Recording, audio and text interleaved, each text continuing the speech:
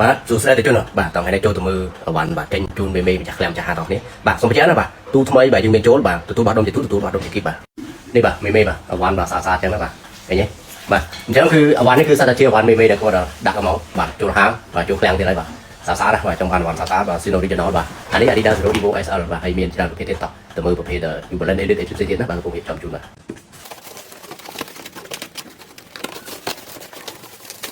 មួយពីរមានអ្នកឡើងទៅរៀបអត់មើលតែchơi làទៅណាទៅបាយយើងទៅកាំរកទៀតkhông chẳngមួយបើទៅដល់ទៅនេះដល់មួយពីរយើងđi trong chơi đó là bông bông nó là bạn phải tin original nó sẽ bay ở đâu hết rồi đi lên bay đi qua anh ta